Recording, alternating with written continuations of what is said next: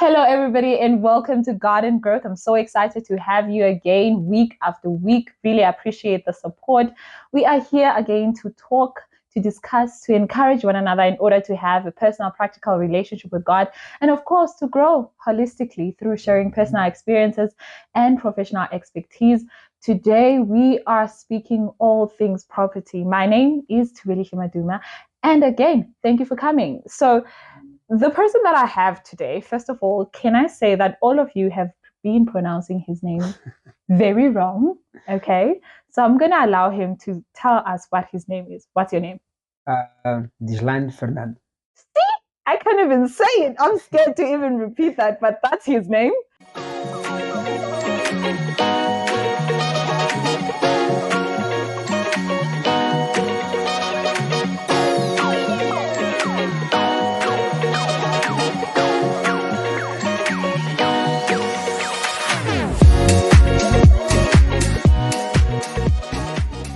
I'm going to speak to Deslandi Fernando. Yeah, Welcome. Fernando. Yeah, Fernando, it is real estate agent. Yes. Why real estate? Interesting. Well, I joined 2017, if I'm not mistaken.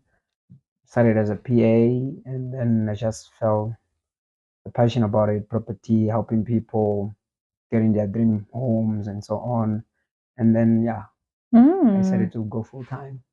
And I've been in that industry for quite some time now. Lovely. Yeah. Guys, like I said, today we're speaking all things property. If you own a property, if you've been wanting to own one, this is an episode for you. Do like, comment, and share. If you've not joined this family officially, of course, subscribe and press the notification bell so that you can be notified every time I post a video. First question. Yes. Is it important for us to have property? Yeah, I believe it's important. At a certain stage of life, we all want to own something. Yeah. And real estate has been one of the safest investments. So I still encourage people to pursue ownership in property. Are there properties that we should not desire to own? Types of properties? Not exactly. In real estate, we always say there's buyers for every property. Depends on the price, of course. So it depends on what you tend to do in real estate in general, because there are a lot of things that people can do. There are others who prefer, for example, buy to flip. That is when you buy a property at undervalued market with the intention to renovate and resell. There are those who want to buy because they want to live. That's a primary reason that many people buy actually. They buy so that it can be a main residence, and then others would buy to rent it out. Others would buy just to create a positive cash flow. So all that depends on what you want, what's your style of investment and what you're looking at. But eventually everybody gets to desire at least to own a property. Okay. All right. So let's start it this way, because obviously our audience is young people. Yeah. I have graduated, have worked for 4 years, first salary, seems like I can afford a house. What is the first step that I should take?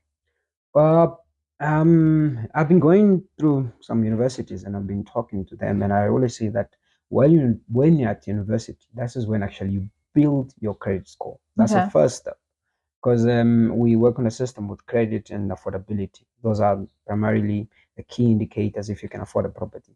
So while at university, make sure that you build up your credit score, and it's very easy to actually do that. You can do that by opening a small clothing account. Most important is that you are disciplined, pay that account so that we are able to grow. Imagine if you open your account from the year that you get registered at university. By the time you finish your degree, that'll be 4 years. And 4 years is a lot on credit history. So with that already, at least you have already done the first step, which is having a good and positive credit score, and should be at least 650 and above, just which is a fair category. Then you start from there. Then a second time, of course, you have to have an income. An income, as long as it's at least the gross supposed to be more than 3,500 per month. Okay. So if you have a pay slip, if you have a good credit score, then you are eligible to actually start looking for a property. And of course, then there will be the third step, which is now you do a pre-qualification. It takes about 72 hours or so. You do that. That will allow you to actually know plus minus how much you would be qualifying for. Okay. Yes. And then you move on to start shopping, happily shopping for property until you find your desired and what suits your needs. Yes. In the shopping experience, Yes. how important is it to have an agent? It's on a shopping experience, it's very important that people first and foremost understand what they're looking for. Okay. So take time to research, prepare yourself and the possible questions that you may want to ask. When I look at people who are buying for the first time, I always advise that it's important that you have an agent, someone that will guide you through all the process. Sometimes you have not even done all that I said before. Then the agent is willing to take you through the process, say, let's do the pre-qualification number one, let's check your credit score, let's check how much the banks are willing to give to you, what are your needs. So that's the first consulting that we have. Are you looking for a property to rent it out as an investment? Is it going to be your primary residence? Are you looking for what we call bargains, so that you can reinvest quickly and get your money back? What are you looking for? You long term, short term, So once we get an idea of what the client wants, then we are able to actually help. It's important that everyone give as much as information as possible. So our duty as a real estate agent is to collect as much information as I can. Not to take our money? No. You actually don't even get to pay us. It's the seller that pays us. Okay. So I don't even have to get, it's all that happens is free. Okay. Until we close the deal, and the seller pays the agent. Not the idea that many people think that the buyer is the one. No. It's the seller that employs the agent to sell the property. Yes. Okay. So once we get the property, you're happy, we now move to other stage, which is the contract itself and all other small details that happen throughout the process. Yes. Talking about the small details, what are the little tiny mistakes that you believe first-time buyers make in that whole shopping experience or even in the buying? The ones that I've picked the most is that people don't save for legal costs. Number one, they don't save for legal costs. So what happens is they then make an offer on a property, then they be like, oh, I don't have cost. I do not save for them. What can we do? And that is number one. They don't have cost. Number two, sometimes you don't have deposit even. Sometimes may require you to pay some deposit and so on, depending on your credit score, depending on all the deal itself. But main is costs, legal costs. Number two is that people don't ask as much information that are entitled to. For example, if they're buying a sectional title, meaning that an estate, they don't ask, for example, the financial of the estate, which they're entitled to. They don't ask, for example, the rules, because sometimes they buy, then they only to find out that they can't run Airbnb, which they wanted initially. Yeah. Yes, it is the obligation of the agent to disclose such as information, but not everybody will give you that. So you need to know. And another thing is that you can also request for market evaluation, which gives you an indication on plus minus actually what is the market price on that area, so that you don't make it an overpriced offer on a property. And then you know exactly plus minus how much they go for. When you are also gives you an idea when you have bought the property if I'm overcapitalizing or not. So all those small things. So, and another one is the utility costs, your levies, your rates and tax. All those small information is what actually make people later want to regret. They've bought the property. All they know is that monthly payment is 7,000. Yeah.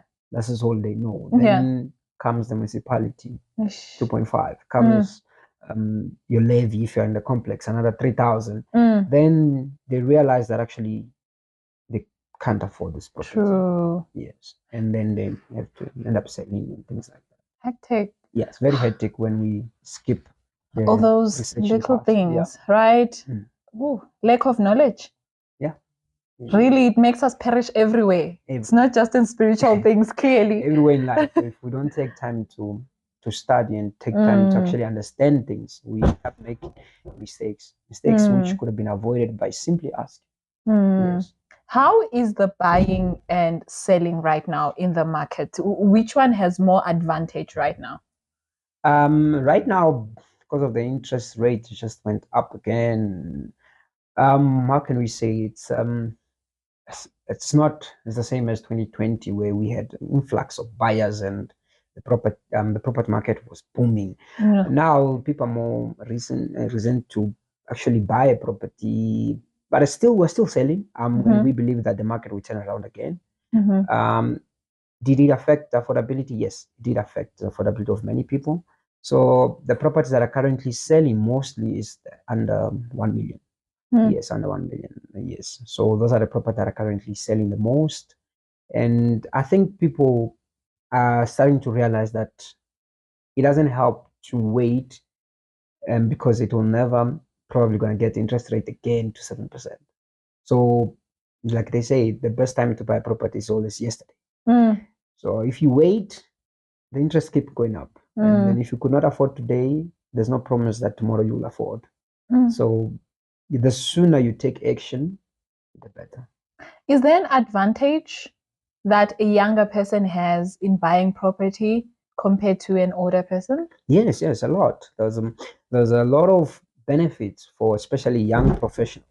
So the banks are competing among themselves to capture the young people and then turn them into property ownership. So when you're young, you first of all you have many years ahead compared to someone who's just 50, getting yeah. 50s and plus. So you have that advantage. So you can do a lot.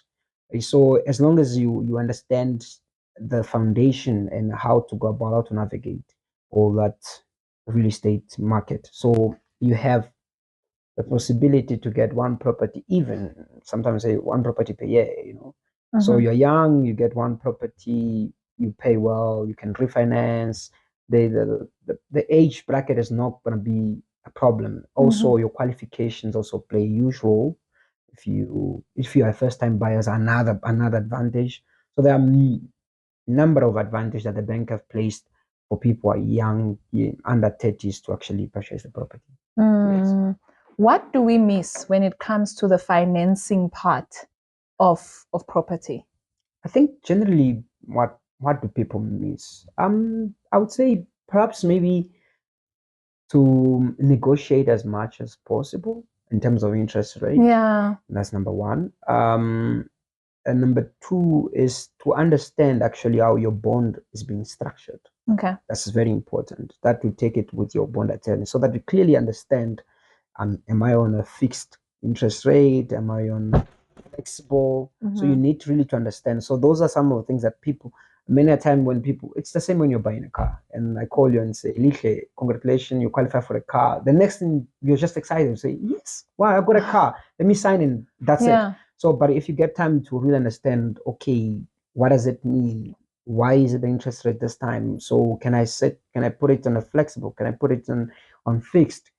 What must I know? So the bond attorneys and the bond originator, they'll take you through all that process. You understand so that you are ready, and also helps you to make financial adjustment to prepare for that bond. Yeah. So many times people are not prepared. They just property registered today. What's gonna happen now? Yeah. I know I'm now struggling with a repo rate having gone up. What advice can you give in order for someone not to end up losing their bond? I usually say that though people say the banks are cruel, they're not as cruel as people deem them to be. Take that phone call your bank, try to see what you can do, try to see what arrangement can be done. You can always try to reduce your monthly repayment. Yes, that's his way. Now being younger is important, because if you're young, then you're in a better position to negotiate, to say, look, I'm young, can you extend? I can't afford to pay, for example, 5,000 per month. Can you make it at 4.5? Then they will look at the credits, the merits, and so on. So yeah, number one is try to renegotiate your repayment. Number two, of course, what we always say, streams of income, trying to get additional income so that you're able to cope with that. Lastly, some small tips, like for example, you can, if you have a 2-bedroom apartment, you can rent out another room. It's understanding the current situation that will help you to cope. So there's no reason for you to be happy or feel better about yourself. It's all temporary. So if you have a 2-bedroom, you can rent out one of the rooms to help you to pay until you're in a better financial position. Mm-hmm. Yes, unlike allowing pride to consume you and then you lose everything in the process. Yes. What would seem better? Buying an apartment Yes. right now, and then I buy another one next year, Mm-hmm. or I buy a house? Well, that's tricky. Many a times people always full title, sectional title, Yeah. apartment, or Yeah. it depends on your needs. You know, Okay. it depends on also is it a big family, small family, all that. Yeah, the needs inform your decision.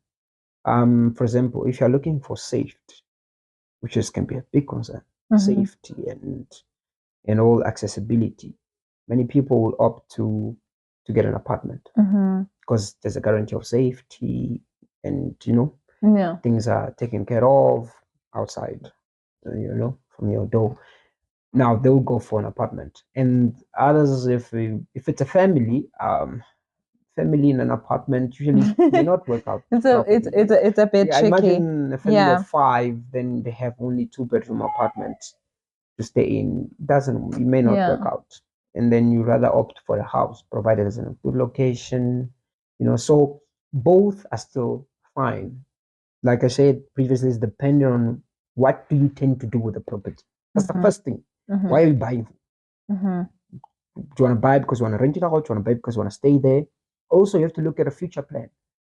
Am I going to stay here for too long? Can I buy this apartment? Then when I move to somewhere else, I will rent it out and things Okay. like that. But primarily, what I saw is that young people usually go for an apartment Mm-hmm. when they're not yet financially so stable, which is so Mm-hmm. good. Then later stage when they have partners and everything, then they go look for that bedroom home. Yes, Hmm. In terms of acquiring the property, yes, foreigners, yeah, how are they being dealt with in the sense that do South Africans, obviously, yeah, I believe that they have an advantage in terms of yes. home loans and whatnot like that. But what do foreigners need in order for them to acquire a property that maybe a bit different from a South African? Oh, okay.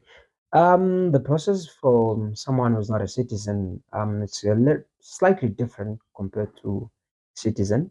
Of course, citizens have ownership, and they should have so. Mm-hmm. So what happened is that the Reserve Bank has highlighted some of the process. So one of them is, for example, if you are a foreigner and working here, you must, of course, you be in possession of a work permit or at least a permanent residence. Yeah. If you have a permanent residence, that's is much easier. The banks may treat you on a 50-50 sort of home loan arrangement, meaning to say you come up with a 50% deposit and then the banks finance the other 50. But also each individual, it may differ because there are a lot of what's called merits that they can come in. For example, if you are a doctor, means that you fall under scarce skills. So we Okay. can motivate. The main thing that people can use to motivate to say, Mm, here's a person that is contribute to the economy, is qualified, has got a scarce skill permit, is needed in the country, mm, is a doctor, put all this qualification and he's been here for, I don't know, a couple of years. mm-hmm. Instead of the 50-50 can be 20-80 or Mm. 10-90, and provided so he has a deposit, which means he has been saving money. Yeah. What is he buying? Is he buying a property for family? Oh no, he's buying a property.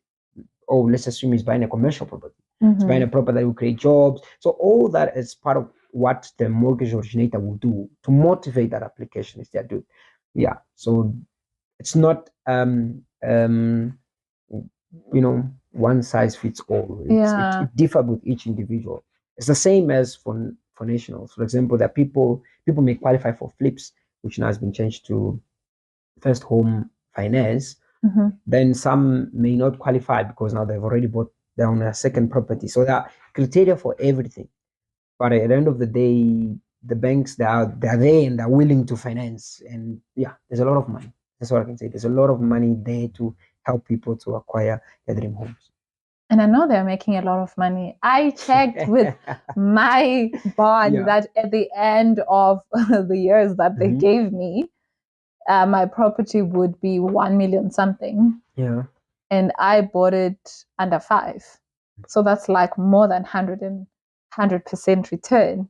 But well, guys, if I knew what I knew now, I think I would have definitely negotiated more. I mean, I was a first-time buyer, and I was willing to accept whatever in the name of at least I'm owning a property, you know, and I was worried that maybe, what if my job doesn't last and then I lose out on this pay slip and everything like that. Gender-wise, does the bank prefer women? No, I don't. Not that I'm aware of. Yeah. But however, women are buying more than men.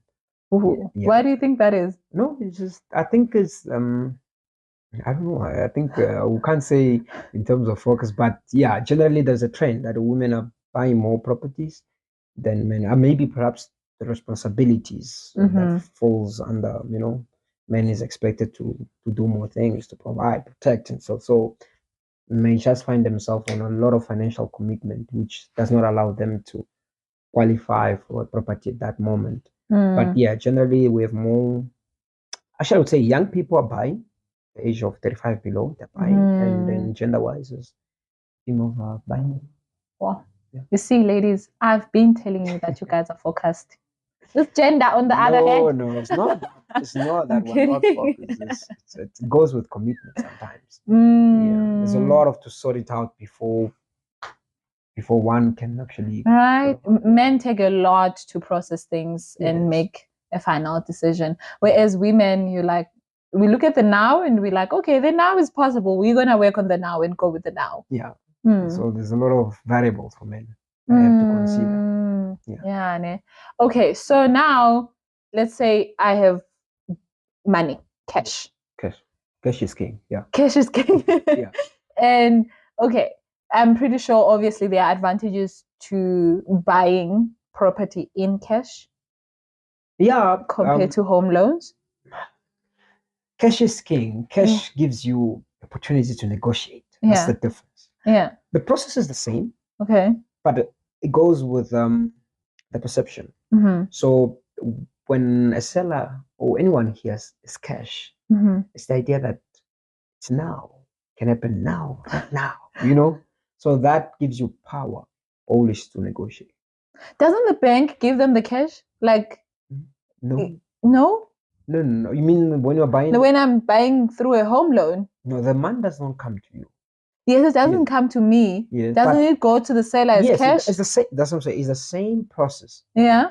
But however, it's just the time frame. Number one, and also the parties involved on the process.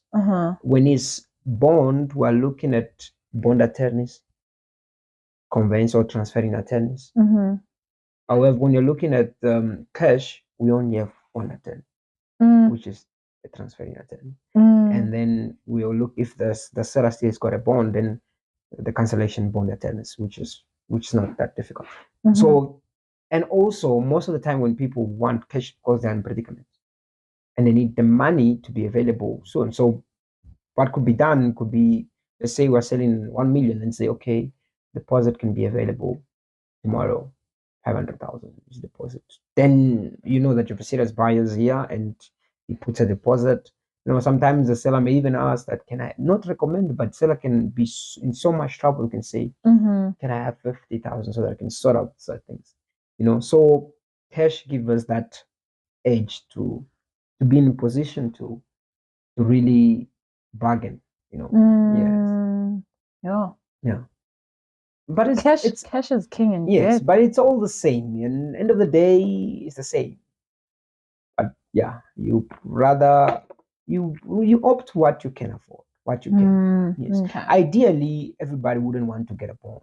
True. Yes, but why must we use your money when you can actually use the bank's money? Listen to that. Yeah. Tell us a bit.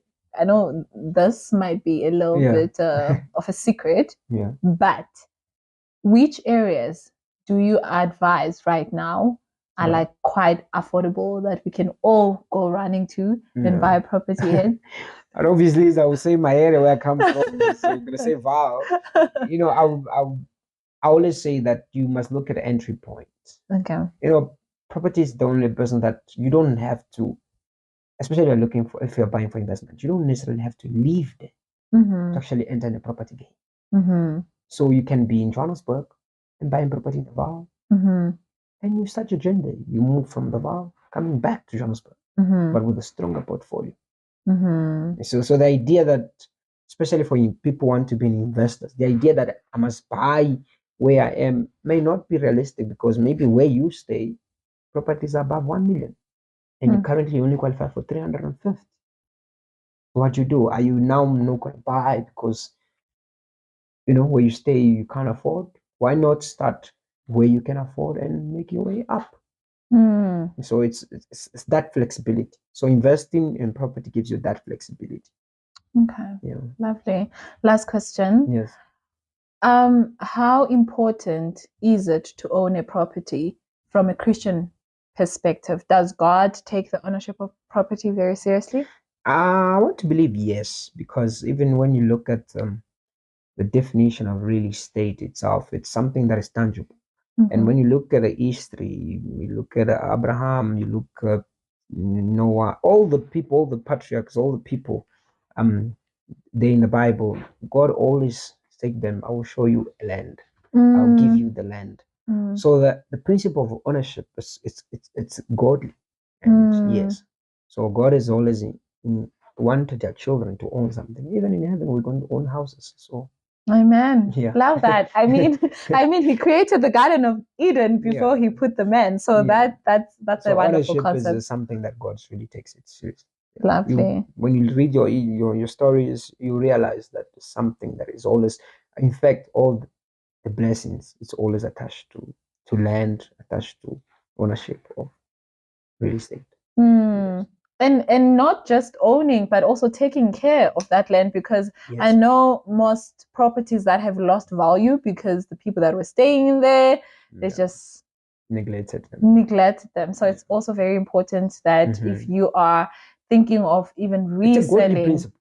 Yeah, we are steward. So whatever I give us, we must take a good care of it.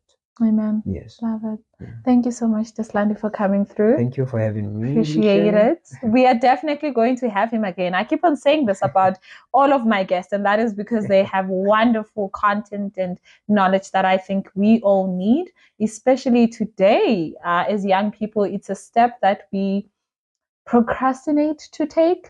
And we dread, and I know that there are a lot of fears, like, am I going to be able to afford this next year? Do I really need to do it now? And we opt for buying cars. And as convenient as they are, I think property is a better investment. It's a good foundation. Yeah. Well, guys, thank you so much for hanging out with me and Deslandi. It has been absolutely amazing. Until next time, God bless and take care.